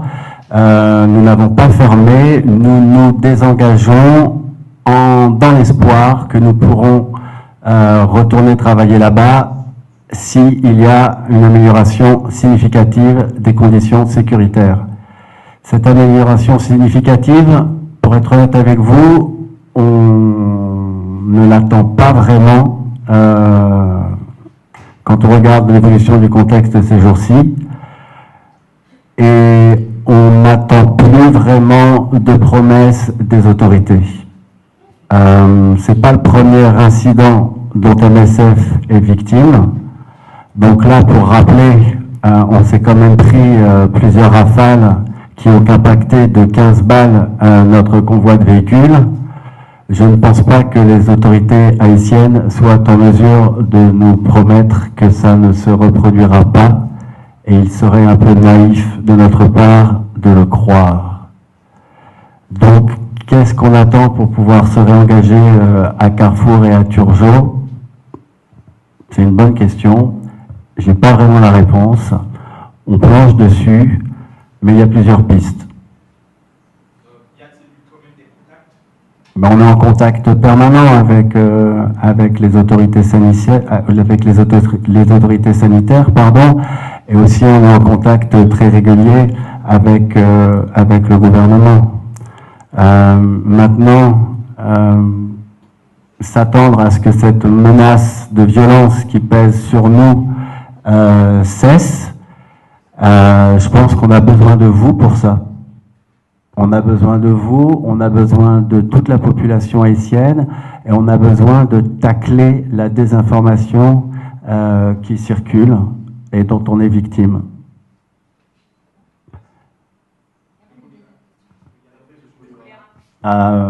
Mzé. Avant de parler du choléra, je voudrais que tout le monde puisse savoir le message que vous voulez passer au nom de MSF. Vous voulez que la population et les belligérants sachent que MSF n'est pas l'ennemi. Il ne faut pas tirer sur MSF. MSF n'est pas l'ennemi en Haïti. La population a besoin de MSF. Par rapport au choléra, c'est une situation à court. Il y a des cas de choléra dans plusieurs sites. Comme vous le savez, il y a beaucoup de sites de déplacés. Et il y a la promiscuité dans les sites. Il y a la saison des pluies aussi qui a commencé. On continue de recevoir des cas de choléra dans nos sites, notamment à Cité Soleil. Pas plus tard qu'hier, on a admis 10 cas suspects de choléra. Et on fait les premiers soins et on collabore avec les hôpitaux de la zone, notamment l'hôpital Fontaine, et on essaie d'envoyer ces malades à l'hôpital Fontaine. On collabore avec eux pour essayer de travailler en partenariat. Donc le choléra, c'est une réalité, ça nous inquiète et on espère que ça ne va pas faire une flambée parce qu'aujourd'hui, pas mal d'ONG sont en sous-financement avec les décisions des situations d'aide, USAID. Et c'est des situations qui nous préoccupent. Et tout ça mis ensemble, c'est ce qui me pousse à dire la population a besoin de MSF. On a l'avantage de ne pas avoir cette obligation d'avoir de l'aide institutionnelle. Nous, nos aides sont des aides privées. On n'est pas là avec bailleur de fonds. Et je pense que c'est le moment où la population haïtienne a besoin de MSF. Et on ne veut pas qu'on soit ciblé comme ennemi, alors que Haïti a beaucoup plus besoin de MSF à ce moment. Merci. Oui. Ouais, alors je voudrais ajouter un point lié au fait qu'effectivement MSF n'est pas l'ennemi. Je pense qu'un autre défi majeur qu'on n'avait pas encore mentionné, c'est qu'il y a un changement de perception assez important autour des Médecins sans frontières. Et alors nous sommes là depuis plus de 30 ans et nous sommes là pour donner des soins sur la base des besoins médicaux. On ne demande pas il s'agit de qui ou qu'est-ce que la personne a fait. Ça, c'est pas le travail de MSF. Nous sommes une organisation médicale. Donc ce sont ces principes de l'impartialité qui aujourd'hui posent beaucoup de défis à nos équipes médicaux. Et comme mes collègues l'ont dit, on demande aussi votre appui pour nous aider à éclaircir certains problèmes liés à la désinformation parce que, encore une fois, nous sommes là pour donner des soins sur la base des besoins. C'est ça, et ça c'est le principe que MSF suit, pas seulement en Haïti, mais dans tout le monde. Effectivement, on a pris la décision du désengagement de deux ces structures, mais nous avons toujours des autres structures qui fonctionnent et on continue toujours avec beaucoup de défis. Donc, on a besoin aussi de vous pour nous aider à renforcer et peut-être à revenir à la perception qui existait avant autour de l'organisation. Merci. Merci, je suis Hervé Noël, je travaille pour Radio Télé Quisqueya. Donc je vous remercie pour votre intervention, ça a été de très bonnes factures, mais j'ai quelques préoccupations en ce qui concerne la situation des deux centres qui jusqu'à présent sont dysfonctionnels. Il s'agit de Carrefour et de l'avenue Charles Sumner. Et au cas où la situation s'améliorait, est-ce qu'il y a possibilité de revenir ouvrir ces deux centres? Je parle de la situation sécuritaire. Si ça s'améliore, est-ce que vous comptez ouvrir les centres avant la période indiquée? Et deuxièmement, est-ce que vous avez un bilan des derniers blessés reçus dans le centre de Tabar? Est-ce qu'il y a possibilité de nous donner quelques chiffres en termes de prise en charge des blessés? Et puis, en ce qui concerne la situation globale des centres qui sont dysfonctionnels actuellement, et je veux avoir une idée claire et combien qui sont fonctionnels et combien qui sont dysfonctionnels en raison de l'insécurité. Merci. Alors, pour prendre la dernière question, demeure fonctionnel le centre d'urgence de Cité Soleil au Carrefour Drouillard. De quel chiffre voulez-vous parler, pardon? Sur 10, est-ce qu'il y a 5 ou 6 qui sont dysfonctionnels? C'est ce que je suis en train de vous dire. On n'a pas dit centre MSF sur la zone métropolitaine sur la zone métropolitaine de Port-au-Prince. On a un programme de clinique mobile qui va sur les camps déplacés et dans les zones de Badelma, Bel Air, Bel Air. Nous avons le centre traumatologique de Tabar. Ça, les deux programmes dont je viens de vous parler sont fonctionnels. Nous avons le centre d'urgence de Cité Soleil Drouillard qui demeure fonctionnel. Nous avons la clinique Pradmen qui demeure également fonctionnelle, et un appui à la maternité Isaïe Gentil à Chancerelle qui est sur le point d'ouvrir, mais il y a déjà des consultations prénatales qui ont lieu. Dysfonctionnel pour le moment, nous avons notre maternité à Port-au-Piment qui est pleinement fonctionnelle. De dysfonctionnel, nous avons seulement le centre d'urgence de Turgeot, celui que vous appelez Charles Summer, et la clinique traumatologique de Carrefour, dont on s'est provisoirement désengagé. Est-ce qu'il y a une possibilité que l'on se réengage dans ces structures avant 3 mois? J'aimerais beaucoup. Si on s'aperçoit que les conditions sécuritaires sont réunies pour que nous puissions nous réengager, oui, bien évidemment. Maintenant, une fois encore, comme je viens de le dire tout à l'heure, on souffre de beaucoup de choses. On souffre d'un problème de perception et on souffre de menaces sécuritaires sévères. Donc que des tireurs se permettent de tirer des rafales sur un convoi de véhicules MSF clairement identifié, ça envoie un certain message. Est-ce que c'est un message pour dire on ne veut pas de vous dans la zone? Est-ce que c'est un message on ne veut pas que vous traitiez des patients dans telle zone? Est-ce qu'on veut nous faire partir? On ne sait pas. Donc il y a des choses qu'on doit quand même mettre au clair. Et une fois encore, les garanties que nous aurons pour nous réinvestir dans ces zones-là, pour le moment ne sont pas là, et pour le moment ne sont vraiment pas palpables. Je ne sais pas si je réponds correctement à vos questions. Vous le savez aussi bien que nous, il y a un changement de contexte sécuritaire sérieux ces derniers temps, où on en vient à une situation quasi insurrectionnelle avec des menaces de coup d'État qui planent. Ok ? Ce que MSF a toujours fait dans la promulgation de soins médicaux gratuits et de qualité à des populations précaires, C'était quelque chose qui était totalement accepté fut un temps. Maintenant, ça l'est moins, parce qu'on arrive à une stigmatisation de certaines zones de la zone métropolitaine, une certaine stigmatisation des habitants de certaines zones métropolitaines, qui sont les zones les plus précaires et qui sont aussi souvent les zones qui connaissent le plus d'activités criminelles ou qu'on dit contrôlées par les gangs. Il semble que maintenant il y ait un amalgame toxique à notre image où on associe les activités médicales de MSF avec les gangs ou groupes armés, tout dépend comme vous voulez les appeler. Ça met nos équipes en danger.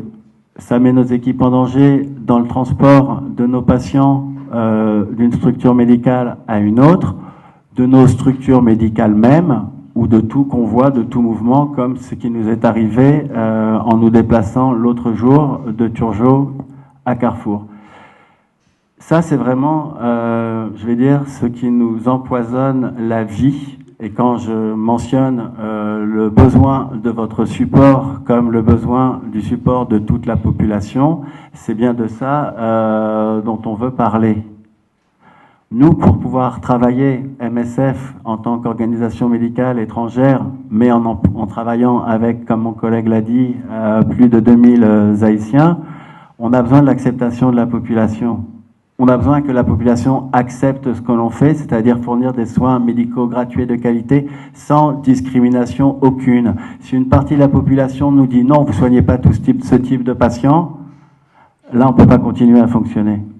On ne peut pas continuer à fonctionner parce que pour qu'on puisse travailler en sécurité, on a également besoin de la tolérance de tous les belligérants, quelle que soit la zone de conflit dans laquelle MSF travaille. Ça vaut pour Gaza, ça vaut pour le Sud-Soudan ou le Soudan, et ça vaut également pour Haïti. Même si Haïti, on a un conflit non international qui n'est pas véritablement déclaré, on est quand même dans une situation de conflit et les tirs nourris que l'on reçoit ou les balles perdues que l'on collecte dans nos structures ne font que le témoigner.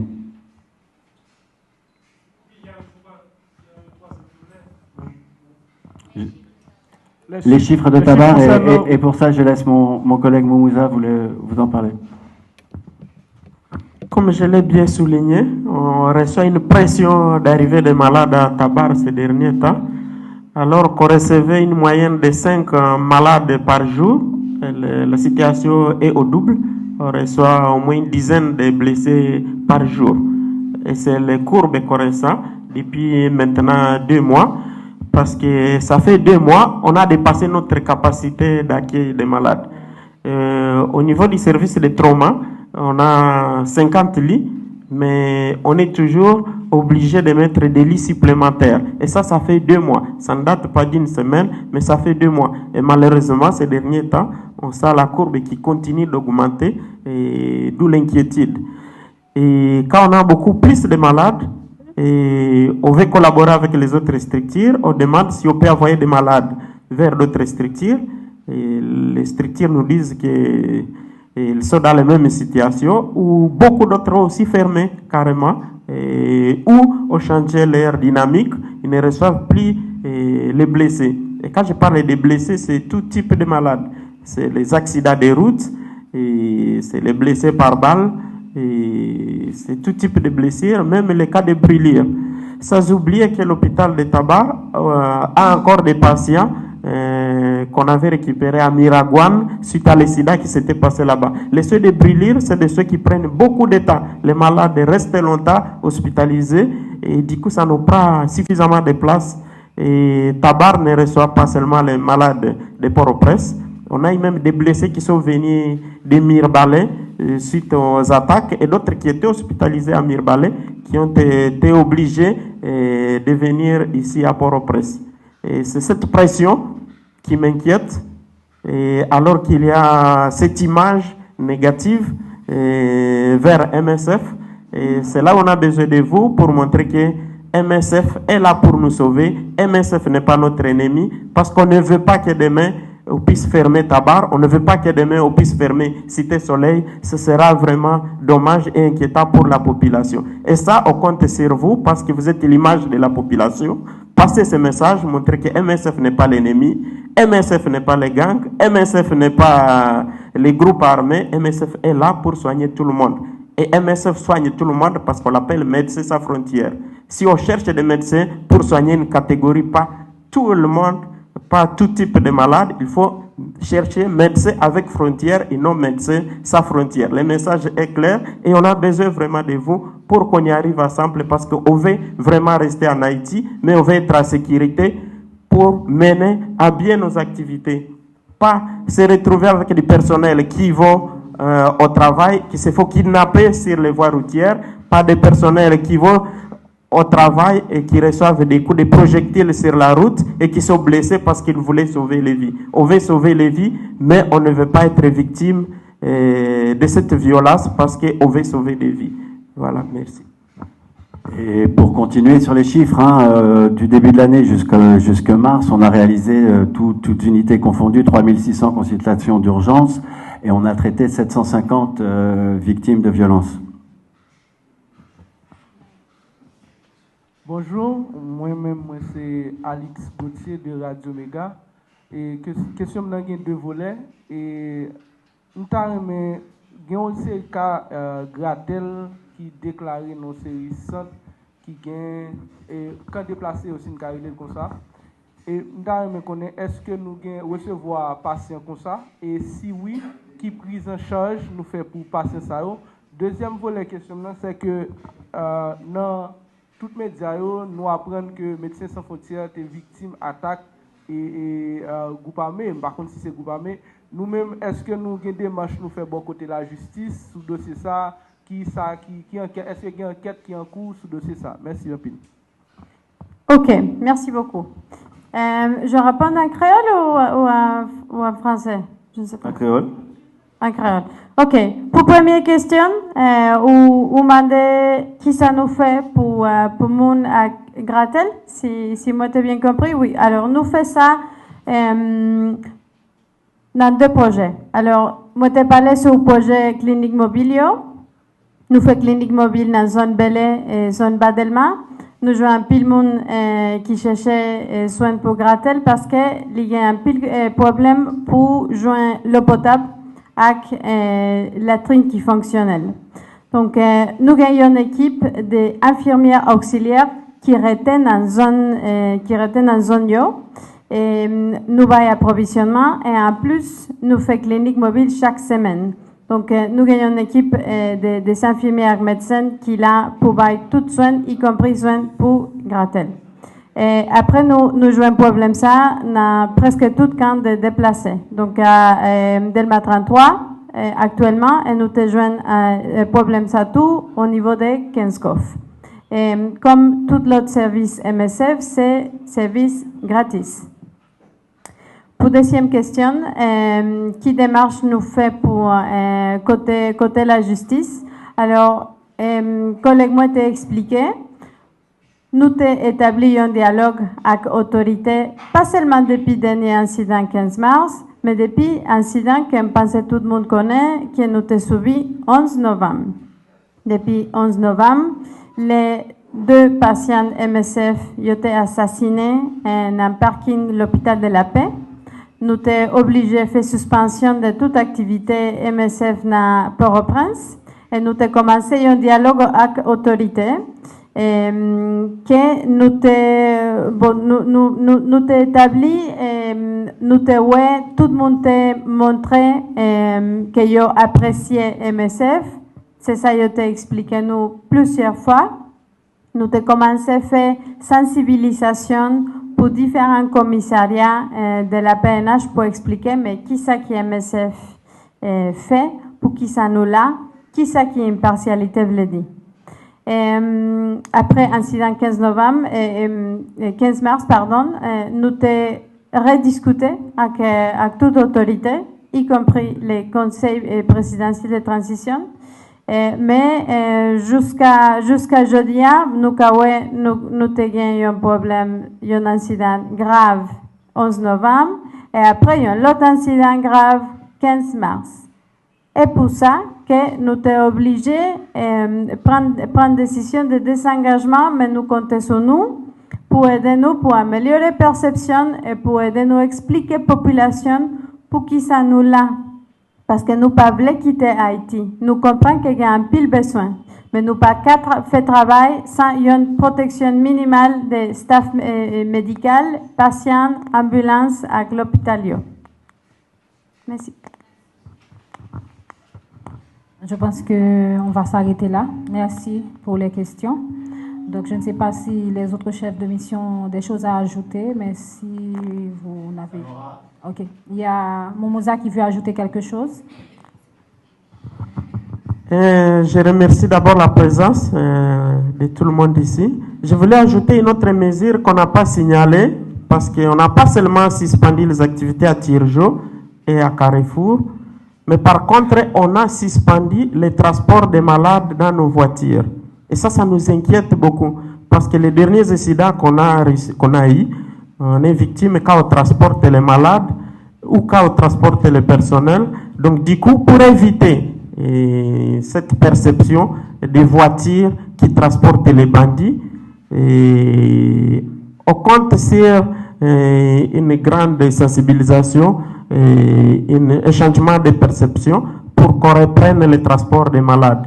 Donc aujourd'hui, on soigne que les malades qui se présentent chez nous et malheureusement, on ne peut pas assurer le transport des malades.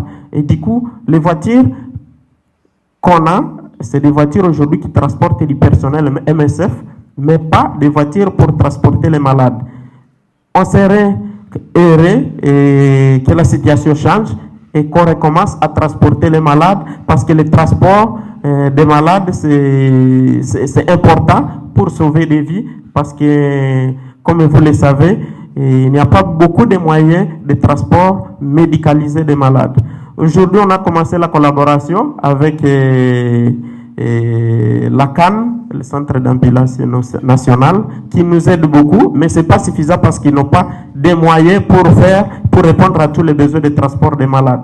Aujourd'hui, il y a des malades qui arrivent, on dit, vous devez continuer les soins à Tabar, mais débrouillez-vous pour amener les malades à Tabar. Ça ne nous met pas à l'aise, attaquer médicaux. Et par contre, on veut que cette situation change et qu'on commence à transporter les malades dans des conditions appropriées. Et ça, c'est vraiment quelque chose d'important. Donc, on compte sur vous et on pense que demain ou après-demain, l'image va changer. Et MSF n'est pas l'ennemi et qu'on reprenne les transports de ces malades. Merci. Merci beaucoup. Et juste pour ajouter, on a besoin de votre support, non pas seulement quand on a des structures dysfonctionnelles comme c'est le cas actuellement, des structures à l'arrêt pour des raisons sécuritaires, mais on a aussi besoin de votre support quand toutes nos structures fonctionnent. Hein, s'il vous plaît. Choisi qu'à côté sur droite main. Combien de pas hypocrite, combien de pas traite. De tout simplement, si l'on est vite pour faire pirouette, on va faire plan par devant, on va faire plan par devant. Si on va comme là. Nous-mêmes la jeunesse, nous dans la rue, volume, parler ensemble avec le peuple là. Dans la rue longtemps. Majorité jeunes dans la rue. Nous n'avons pas accès à l'université, nous dans le chômage. C'est ça que fait aujourd'hui, nous venons parler. Nous avons Angie Michel qui est coordonnatrice. SOS, DES, Fabrice Laurier, moi-même qui est coordonnateur Horizon des Jeunes, Jean-Gardi Charles qui est coordonnateur Sauvem, nous gagnons Clairer Haïti, Luxon Estimé, Impacté Haïti de Frances Baptiste, Jeune pour Jeune, Ivenson Gomez, Mackenzie Dossou, Soleil Levé, Olé, Jackson Jocelyne. Et nous gagnons Fondation Jeff Khalid, nous gagnons Jeunesse présent, ensemble nous aller. Nous gagnons regroupement de Delma pour la paix, RD. Nous gagnons regroupement des organisations de la jeunesse haïtienne. Donc, nous mettons voix nous ensemble pour nous dire la vie, tout le monde compte. Et ceci, tout le monde, sans exclusion. Merci. Tout média qui est présent là, qui pour aider nos côté parole là. Je ne dis à nous penser que le pays a vécu dans un contexte qui est extrêmement difficile, un contexte spécial. En contexte côté, nous nous rendons compte que les Haïtiens ont goûté contre Haïtiens. En côté, nous nous rendons compte que l'Union fait la force presque pas existé encore. En contexte côté, mon en bas a couru monter, mon en haut a couru descendre. En contexte que côté vraiment vrai, nous presque pas reconnaître nous comme peuple. Et nous inviter la presse jeudi, c'est parce que nous avons jugé nécessaire en tant que jeunes pour nous prendre responsabilité. Parce que voulez ou pas, première victime c'est la jeunesse. Première victime c'est la jeunesse et si nous prenons décision pour ne pas jamais parler, nous avons en sorte de complice encore. Pendant nos victimes, nous avons une complice. C'est ça qui fait toute organisation sérieuse. Nous réunissons aujourd'hui pour nous envoyer un message clair, un message simple, par toute couche sociale dans la société. Parce que ça qu'a fait là, ça supposé fait là, ça qui est pour le fait là, pas supposé que exclusion là-dedans, c'est nous tous qui pouvons faire. Parce que c'est nous tous qui pouvons prendre responsabilité nous en tant que jeunes. Nous tous qui pouvons prendre responsabilité nous en tant que monde, nous tous qui pouvons prendre responsabilité nous en tant qu'Haïtiens. Nous avons une bataille qui fait déjà dans le pays. Maintenant, posez cette question, est-ce que la bataille Haïti est fait déjà? Parce que assez souvent, nous avons c'est X qui gouverne contre Y. Parce que tout simplement, et bon monde qui dit le gouverne contre Y. Nous avons c'est Y qui gouverne contre X, parce que tout simplement, bon monde qui dit le gouverne contre X. Mais je dis, jeunesse là, décide de camper pour faire bataille Haïti. Parce que vraie bataille Haïti, nous estimons que c'est seulement bataille ça qu'il faut qu'on fasse. En pile monde à vivre sans dignité. L'État est en prendre dignité pour ça. En pile monde dans le pays à vivre avec peur. Parce que tout simplement, conseil de Haïtiens qui décide de prendre pour cible. Parce que la bataille qui est là, c'est nous-mêmes encore pour nous-mêmes. Je ne veux dire nous décider, faites un devoir. Nous ne pouvons pas être jeunes avec nous. Décider de faire un devoir nous, pour que ça, nous signons un contrat, je dis, pour ça qui passer dans le pays là, pour ne pas jamais arriver encore. Pour le passer en forme vaillant, en forme totale. Un vrai représentant de la jeunesse haïtienne, qui c'est Frances Baptisme, qui va bien pour le faire avancer par nous. Nous saluons la presse parlée, écrite à télévisée. Alors moi c'est Frances Jean-Paul Dian. Je ne dis à nous porter parole jeunesse, nous un pile monde parler, mais yo parler dans la jeunesse. Mais ce n'est pas la jeunesse vraiment qui parle. Je dis la situation que les jeunes ont vécues aujourd'hui, c'est des situations infra-humaines. Nous disons que nous ne sommes pas capables encore. Nous disons que nous bouquons, nous avons besoin à l'école, nous avons besoin de l'éducation, nous avons besoin de la santé, en plus l'hôpital fermé, la jeunesse pas qu'à vivre. Là, nous disons là, pas de parler pour la jeunesse, mais c'est la jeunesse qui doit parler. En pile, mon a fait bataille dans la jeunesse, mais ce n'est pas la jeunesse qui parle. Je dis à nous dit, c'est là. Bataille jeunesse, c'est jeunesse pour faire. Bataille jeunesse, c'est jeunesse pour faire. Nous pas gagner l'école, donc nous voulons que en pile jeune, toutes jeunes, mettez tête ensemble pour nous dire une seule bataille. Pour nous dire que c'est Haïti pour nous avant tout. Haïti devant, Haïti avant toute bataille. Donc en tant que jeune, moi pas capable encore, moi très jeune, moi décidé de rester dans le pays, même pas qu'à vivre dans conditions ça. Donc nous-mêmes en tant que jeunes, nous mettons tête ensemble pour nous dire la jeunesse besoin de vivre et chaque vie compte. La vie tout le monde compte. La vie tout le monde compte. Donc nous avons besoin de la paix. Nous avons besoin de sécurité, nous avons besoin de tourner dans la caille. Nous n'avons pas besoin pour un petit bois qui manger pour nous, mais nous avons besoin de retourner la caille nous, parce que c'est la caille qui la caille. Donc nous-mêmes qui à l'étranger, nous-mêmes qui tous côtés, mettez ensemble, parce que jeunesse en vision, bagaille vient dire là, pas de monde qui passe sous lui encore, mais une vraie responsabilité. Donc nous toute la jeunesse, nous mettons ensemble pour nous dire que situation que nous vivons là, nous ne pouvons pas vivre encore. Situation que nous traversons aujourd'hui, nous ne pouvons pas traverser encore en tant que jeunes, en tant qu'aide à appeler à prendre l'avenir du pays, en tant qu'aide à appeler à faire le présent du pays. Donc nous ne pouvons pas quitter nos jeunesse à souffrir comme ça. Nous ne pouvons pas quitter ton pays à dégrader comme ça, parce que c'est jeunesse qui a fait le pays. Jeunesse, c'est pas dans qui force, pas dans qui tout ça nous gagnons en tant que jeunes, tout ensemble de énergie.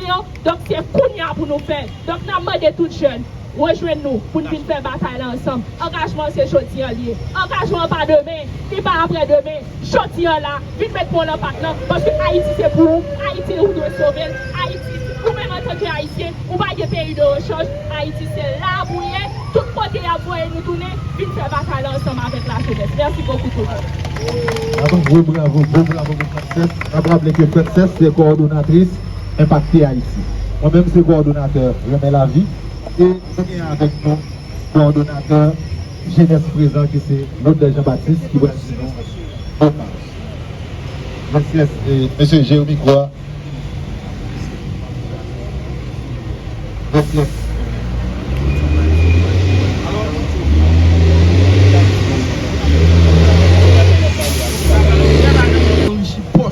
Je dis à nous là, nous dit, nous t'es petits, je dis à nous présents pour nous manifester mécontentement nous face avec un ensemble de monde qui prend le pays en otage, qui prend la population en comprenant que c'est sous d'autres peuples là pour enrichir toute capital social et économique.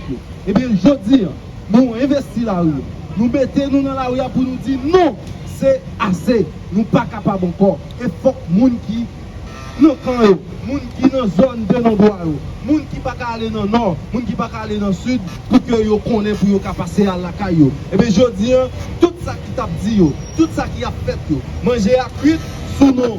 Si moun, et bien il descend sous nos grands moun. Son paquet agrément, son paquet volé, assassin, qui criminel et qui prend le pays en otage, et bien nous venons dire, nous prenons la relève, nous mettons présence nous là, je dis, nous payons présence nous pour que nous disions non avec toute sorte de boukibine, toutes sortes de machoteries qui viennent entre l'État avec notre communauté internationale là, pour nous dire que nous ne sommes pas capables encore, pour que le pays prenne l'autre rail. Rail ça, c'est un rail de développement, un rail pour que la sécurité, un rail pour que la vie, tout le monde est capable de compter parce que chaque jour en jour, nous sommes capables de garder Calbassa, même c'est sans la rempli. C'est ça qui a couru dans rigole, c'est ça qui a couru dans le quartier populaire, c'est le monde qui va à l'école, c'est l'église, c'est santé, mais choléra a travaillé ensemble de côté là par rapport avec le temps, en pile la pluie a tombé, et bien nous pas de système sanitaire, nous pas de sécurité, et bien présence nous là aujourd'hui, nous prenons toutes les revendications ça pour nous dire non avec sorte de gérance gouvernementale ça, nous dit non avec gouvernement neuf tête ça, nous dit non avec le premier ministre agenté qui pas connaît rien, qui pas aucune capacité morale ou toutes sortes que nous sommes capables de qualifier citoyens pour venir diriger le pays. Et bien nous dit que non, nous-mêmes jeunes, c'est nous présents. Et bien nous sommes présents aujourd'hui, il faut que l'État prenne responsabilité.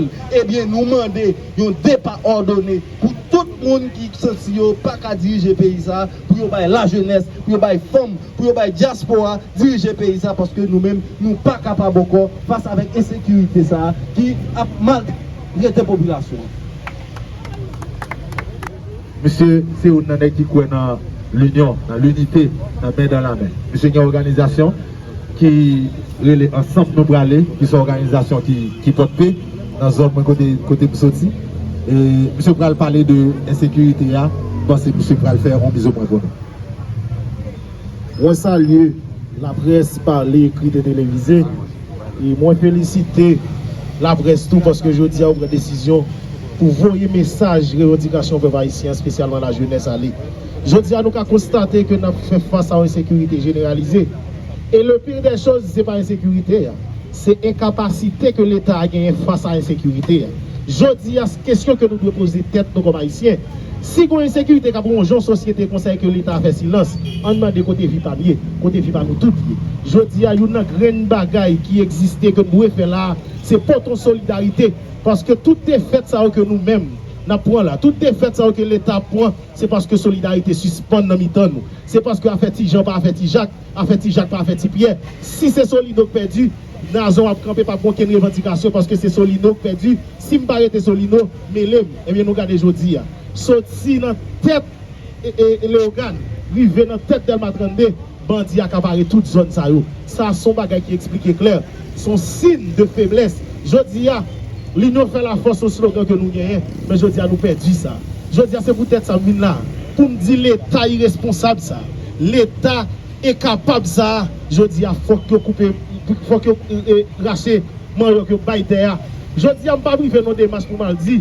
Nous seulement jeunes, nous pas seulement jeunes, mais nous c'est monde qui a capacité, qui a réflexion, qui a morale, qui a compétence dans tête avec dans dossier pour que nous gérer le pays. Parce que la politique au pays pas supposé d'emmener n'importe monde. Parce que la politique c'est la gestion de la cité, la politique c'est l'organisation de la communauté. Je dis la communauté n'a pas cap mal gérer. Parce que un peu le monde dit nous pas faire politique. Pour qui ça? Parce que politique dans le pays ça sont politique sale. Mais je dis si nous étions dans petite politique la salle à distance, c'est monde sale qui a toujours fait politique. Mais je dis à nous-mêmes comme bons jeunes, qui avons réfléchi dans le pays, pour nous venir dire à toute classe politique échouée ça, que le pays a besoin de nouvelles figures politiques qui sont sous compétence avec mairie. Je dis à le pays a besoin de nouvelles figures politiques, des gens qui comprennent l'État, tout pour vrai, qui peuvent porter revendication peuple à aller. Des gens qui comprennent véritablement qui ça ministère de justice a représenté, qui trois pouvoirs qui ça a représenté dans le pays. Parce que je dis, nous regardons l'État, mes amis. Tout le monde parti quitter la caillou, ville Port-de-Paix, pour sortir Port-de-Paix, pour arriver Port-au-Prince, pour passer pour changer 4 départements, pour arriver là à Port-au-Prince. Pendant ce temps longtemps, 6 h du soir, on va quitter Port-au-Prince, on va rentrer Port-de-Paix. On dit, si Bradom, il fait un temps, tu as une machine de passer normal, tu as un bac police dans la route là. Je dis à la police là, personne ne connaît pour qui raison là. Ça veut dire tout bagarre fait peuple arrêter silence. Je dis à nous-mêmes la jeunesse. Je dis à peuple haïtien en entier. Faut que nous lever camper pour nous dire à bas CPT salope ça. À bas premier ministre incompétent ça. Je dis faut que nous camper pour nous dire on monde qui pas qu'à diriger faut bien tête pays. Faut que peuple prenne responsabilité le pas à dérive. C'est peut-être ça m'a tout fait appel de mais si Dieu veut. Bon gros mobilisation populaire qu'a fait. C'est pour peuple haïtien prendre la rue pour bloquer la rue tout côté pour demander CVT ça. Bail tête pays et pour nous-mêmes jeunes pour nous prendre responsabilité nous, pour nous orienter le pays avant l'autre direction. Et sécurité à broncher la population chaque jour. Policiers mourir. Longtemps, l'homme mourir, c'est un gros éclat tel mourir. Mais je dis à président de la République là mourir, seulement, même le président de la République arrive mourir, pas un gros éclat fait. Ça veut dire mourir dans le pays, c'est un bagage qui est normal. C'est ça, me dit nous, disparition et solidarité. Mais je dis, il y a une grande bagage qui a nos résultats que nous avons cherché. C'est unité, c'est tête ensemble. C'est peut-être ça même. Comme porte-parole mouvement politique, ensemble nous allons. Mettez-vous avec toute notre organisation qui l'a pour nous dire, vivons notre classe politique. Pour nous dire vive la jeunesse, pour nous dire pas incompétence, pour nous dire jodi même bataille pour liberté ça c'est que tu fais. Mais jodi nous pas pour liberté parce que nous libres déjà, mais bataille pour d'autres pays dans l'autre classe politique, bataille pour d'autres pays dans l'autre orientation n'a fait. Merci un peu Guido Sorel, ensemble nous voilà. Politique traditionnelle qui contribue à déstabiliser le pays d'Haïti. Jodi nous constatons effondrement de l'État tchoul, de l'État impérialiste, de l'État colon qui m'a ressources avec une bande criminelle en d'un pays qui a terrorisé la population haïtienne. Je dis à nous pas qu'à manger, nous pas qu'à boire, nous pas qu'à dormir, nous pas qu'à circuler. C'est la responsabilité totale et globale de l'État central. Je dis à l'État montrer le niveau d'acquaintance, des relations qu'il a développées avec les bandits dans le pays. L'État c'est lui-même qui est monopole de violence légitime.